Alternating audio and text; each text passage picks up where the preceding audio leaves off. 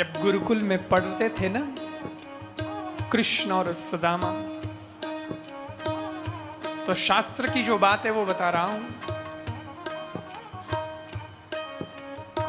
संदीपनी ऋषि गुरु थे और उनकी जो पत्नी थी माने कृष्ण सुदामा की गुरु माता, पहले गुरुकुल में क्या होता था, यज्ञ होता ही था, तो यज्ञ की संविधाएं लानी पड़ती थी, जंगल से चेले ही लाते थे, विद्यार्थी लाते थे। तो मां ने कहा दोनों सुदामा से, बेटा जा और जंगल से लकड़ियां लेकर आ।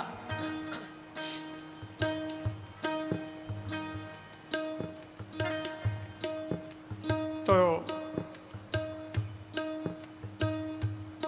सुदामा और कृष्ण की मित्रता गहरी थी। सुदामा ये तो कैसे कहे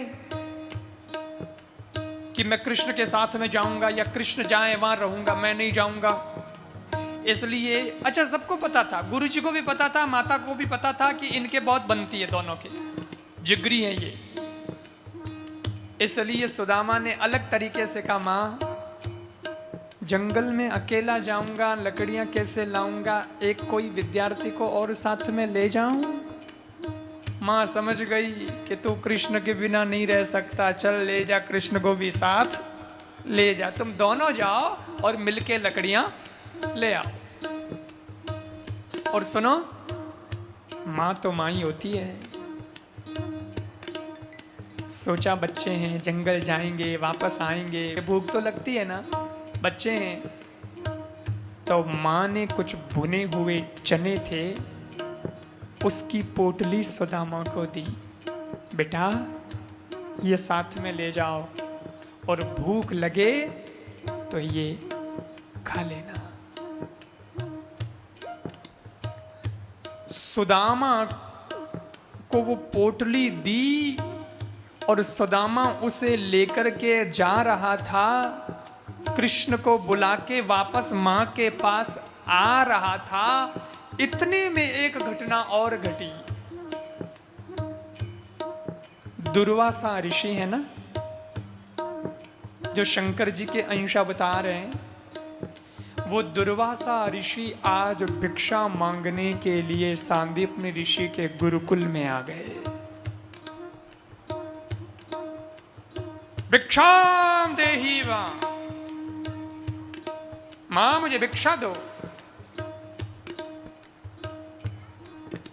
लेकिन संयोग ऐसा बना कि उस दिन जब दुर्वासा ऋषि आए तो गुरुकुल के भंडारे में कुछ बना नहीं था और व्यवस्था भी नहीं थी, सामान अभी मंगाना बाकी था बाजार से, इसलिए हाथों हाथ कुछ बनाया भी नहीं जा सकता था।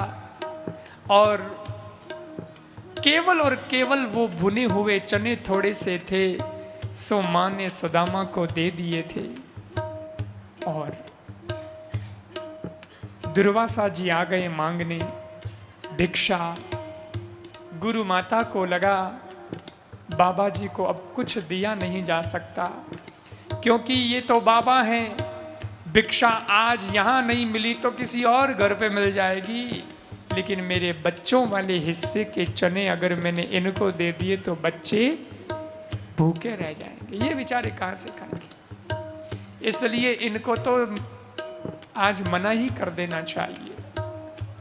और गुरु माता ने दुर्वासा जी को कहा हाथ जोड़कर, महाराज भिक्षा चाहिए, परंतु आज तो हमारे गुरुकुल में भिक्षा जैसी व्यवस्था नहीं है, क्षमा चाहती हूं, आप फिर कभी पधारना, पर आज मैं व्यवस्था नहीं कर पाऊंगी।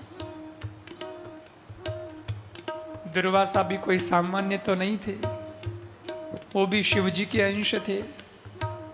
उनको लगा बात क्या है, इतना बड़ा गुरुकुल चल रहा है, इतने विद्यार्थी पढ़ रहे हैं, क्या उस गुरुकुल में भोजन की व्यवस्था नहीं है? ऐसा भी हो सकता है क्या? अरे भाई दिन कभी ऐसा आ भी जाता है। और दुर्वासा जी सोचने लगे इतनी बड़ी संस्था है, इतनी बड़ी व्यवस्था है, इसमें अन्न नहीं हो, ये नहीं हो सकता। इतने में दुर्वासा जी को सुदामा दिखाई दे गया और वो भुने हुए चावल उस पोटली में बंद कर रहा था।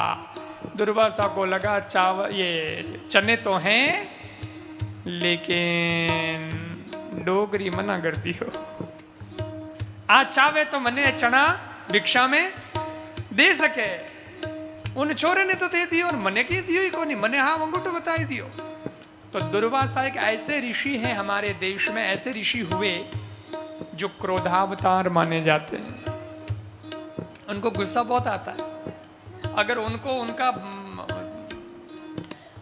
मन नहीं रखा किसी ने तो फिर वो गुस्सा हो जाते हैं और तुरंत श्राप दे देते। श्राप तो उनकी जुबान पे ही रहता है। और दुर्वासा ऋषि ने श्राप दे दिया कि मैं भिक्षा लेने आया, मुझे चने तुम दे सकती थी, लेकिन ये चने तुमने अपने विद्यार्थी को दे दिए। अब मैं श्राप देता हूं, ये चने जो भी खाएगा वो दरिद्र रहेगा, वो गरीब हो जाएगा। और ये श्राप जब दुर्वासा जी ने दिया, उसी वक्त सुदामा पीछे से आ रहा था और उसने ये श्राप सुन लिया।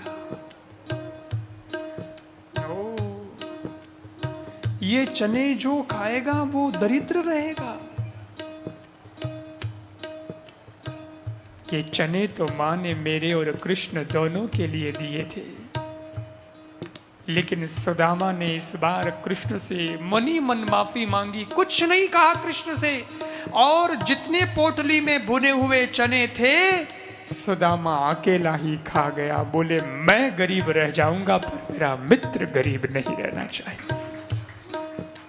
मेरा कृष्ण कहीं दरिद्र ना हो जाए, मेरा मित्र है वो। भूख तो एक दिन सहन की जा सकती है, लेकिन जिंदगी भर की गरीबी नहीं नहीं नहीं। और सज्जनों,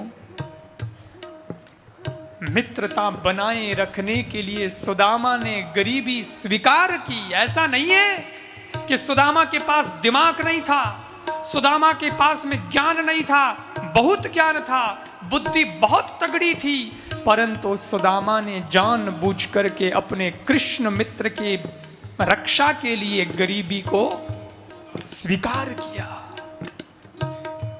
और वारे कृष्ण, मित्र तो कृष्ण भी कम नहीं है। भगवान कृष्ण को भी पता चल गया कि इसके भाग्य में दुर्वासा ऋषि ने श्री क्षय लिख दिया है कि इसको लक्ष्मी नहीं मिलेगी। लेकिन आज 70 साल हो गए। सुदामा जब मिला था ना, तो उम्र तो ऐसी थी उसकी, जड़ी तो वो हाँ यूं ही जो गलियोड़ो और बुढ़ो डोगरो हालतो जो लकड़ो हारो लेना हालतो। 70 साल की उम्र लगभग हो गई थी।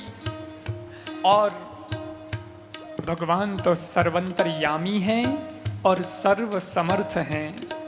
वो अगर किसी से श्राप दिलवा सकते हैं तो वो किसी का श्राप मिटा भी सकते हैं। भगवान ने कहा 70 साल तक दुर्वासा ऋषि का श्राप रह गया। अब दुर्वासा की बात भी रह गई, लेकिन अब मेरे मित्रता का धर्म मुझे निभाना है। और भगवान ने मौका मिलते ही चावल खा करके आज सुदामा को जो श्राप लगा उस श्राप को मिटा दिया और कहा लिखा तो है श्री क्षय, पर मैं उल्टा कर देता हूं, आज से यक्षक श्री। अब तक दुर्वासा के श्राप से सुदामा चला, पर अब मेरे मित्रता से चलेगा और कुबेर का धन सुदामा के घर भेजता हूं।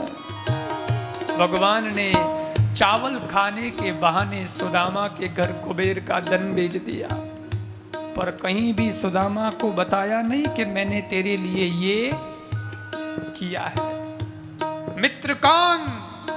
जो फिक्र तो करे पर जिक्र ना करे। समझ में आई बात?